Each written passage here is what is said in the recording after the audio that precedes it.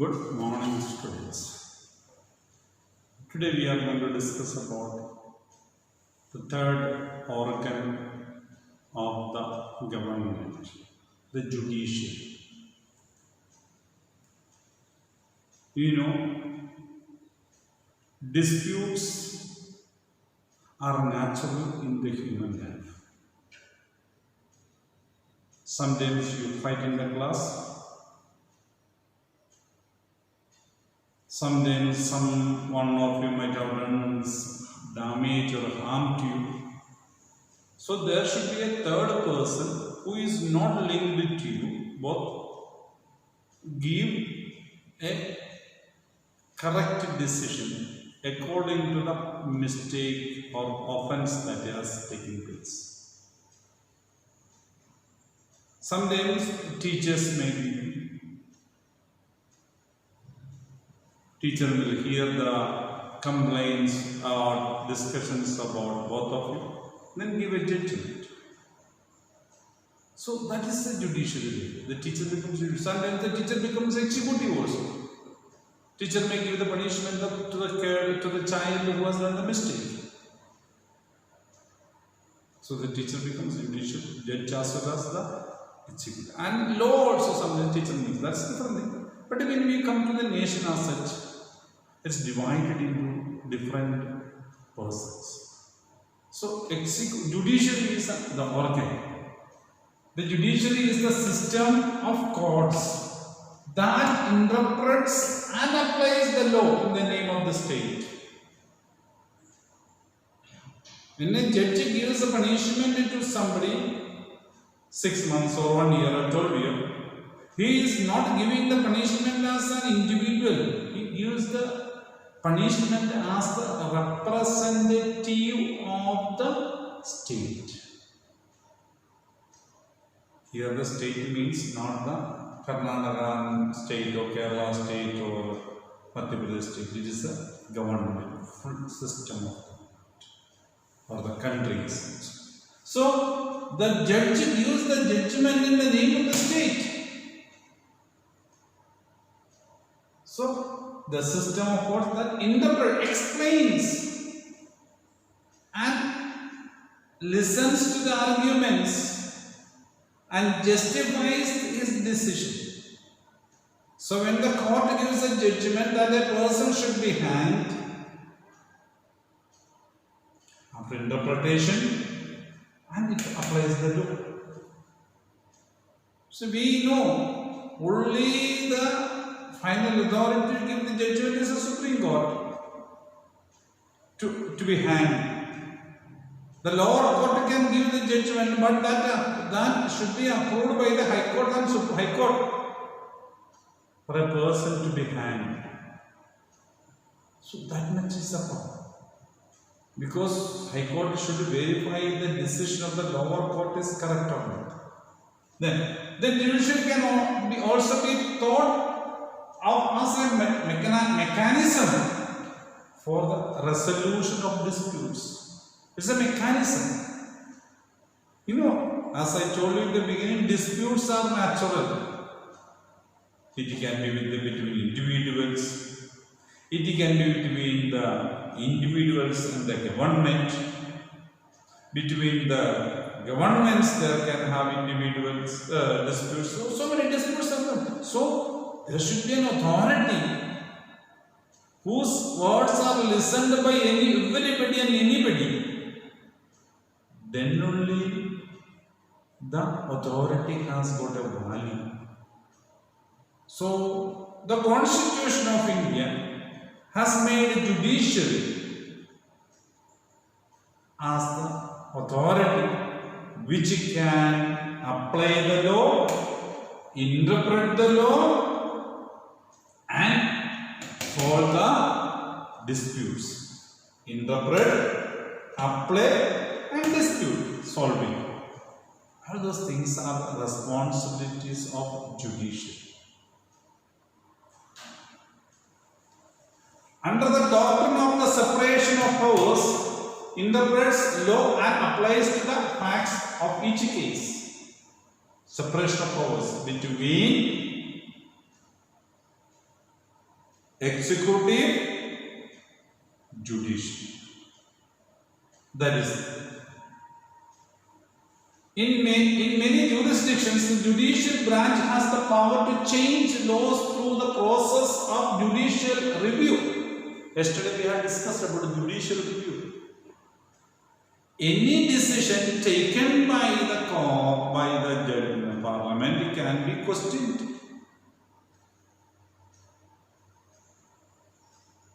Many times there is a conflict between judiciary and executive on the right to property matter in 1970s.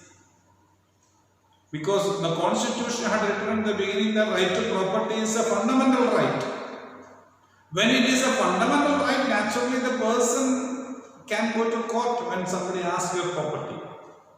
Then it was removed from the fundamental right. Then amendment of the constitution itself, there was a dispute. Then appointment of the judges, there was a dispute. You know, last 2 years ago, Parliament has passed the bill of appointment of the judges again. There was a judicial review was there on that. Court has to give a final decision where the bill that was passed by the Parliament is in accordance with the Constitution. Judges constitute a critical force for interpretation and implementation of the Constitution. They are the authorities, but to say the law that is made by the Parliament is in accordance with the Constitution. As I told you, once the fundamental right of property was amended, there was a conflict. Like that, there are many times there was a conflict between the judiciary and the government. So naturally, because government thinks in one way, judiciary thinks in another way, as per the Constitution, judiciary thinks, government thinks as the practical situation of the developmental items. There's possibilities are there of conflict. So those conflicts are solved. So like that, so interpretation responsibility is in the hands of the judges. Dispute resolution. The judicial system provides a mechanism for resolving disputes between citizens. You know, two human beings, two members of society, there's a friction about the property or a feeling, anything. The final authority depends on the decisions of the Supreme Court. After that, there's no appeal. You know, even recently, Cyrus Ministry was removed from the Tata Sons board chairman post. He has gone to the court. Court still cases in the court. So, Supreme Court has the decision. Financial matters, now the telecom companies, they are telling they are not able to pay the amount to the government, the tax and all those things. Then the government has given them, the Supreme Court has told them, so they can pay in installments. So the final authority is with the Supreme Court. So there can be disputes between citizens and government. That also is possible. Government says something, citizen, mainly tax, payment of the amount of the government. Like that, there can have a disputes between the government and citizen. Or properties are taken by the government and government paying the compensation for the property, that can have a dispute. So citizens can ask more. Government will say we cannot give. So all those, so final disputes. So there cannot disputes between, or if somebody is attacked in the police department or the government department, one person attacks, so it is a fight is between the government and the individual. So all those things can happen. Between state government and central government, now you know, GST there were cases about it. Tax collections matters. There can have disputes between central government and between states also. Kaveri water issue between Karnataka and Tamil Nadu. So like that different reasons of conflict can be. So between citizens and state, between states and states, between central government and state government, all this area there can have a disputes, and all the disputes the final authority is with the Supreme Court. That is the judicial system. Judicial review, already it is taught. As the final interpreter of the Constitution, the judiciary also has the power to strike down particular laws passed by the Parliament if it believes that these are the violation of the basic structure of the Constitution. This is one of the duty of a judiciary. Judicial review, even its own decision it can review. If once the court has given a judgment, then somebody tells no, we are not happy with the decision, then court can review its own decision. That also is possible. That is done by Supreme Court. Many times it happens. Judicial review decisions. Review of its own decisions that are taken. Many examples. I am not going into detail of, just to know these things for you. You are not going to study about which case, what, because you are not going to be advocates or lawyers, or you are not particularly studying as a be a LMA or anything of political science. So I just tell you this kind of things, or discussions. That's why I am not giving much examples, because it is not necessary. Upholding the law and enforcing the fundamental rights. Because every citizen has got is awarded with the fundamental right. So those fundamental rights are protected by the Constitution itself, by the right to constitutional remedies.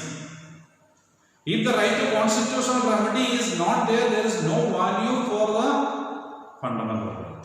So right to constitutional remedy gives you the right, fundamental right to go to the court if any of your fundamental rights are violated. So it is a citizen, every citizen of India can approach the Supreme Court or the High Courts.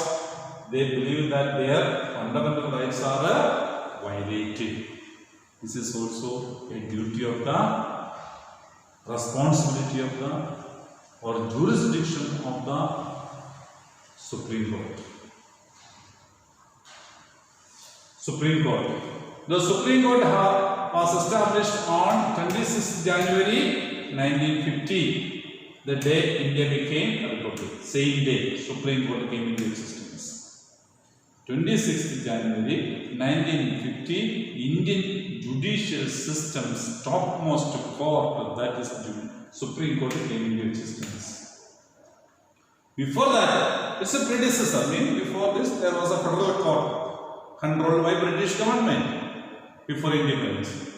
Like this predecessor, the Federal Court of India 1937 to 1949, it was earlier located in the Chamber of Princes in the Parliament House. Before the present location, the Supreme Court, that was known as Federal Court, it was located at the Chamber of Princes in the Parliament House itself. It is shifted to the present. It moved to the present building.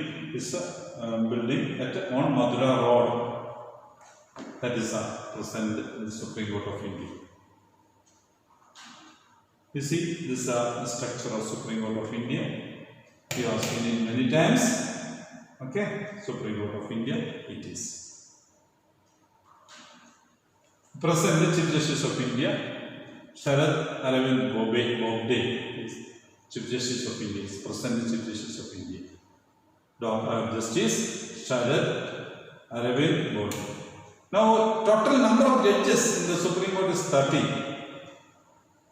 Present, at present. See, the maximum it can be 34. 34 judges are including Chief Justice of India. But at present there are 30 judges. One more. 4 more are to be appointed by the executive. This is the judicial system. Further, about what other activities of judges we will discuss in the next class. Okay, thank you very much.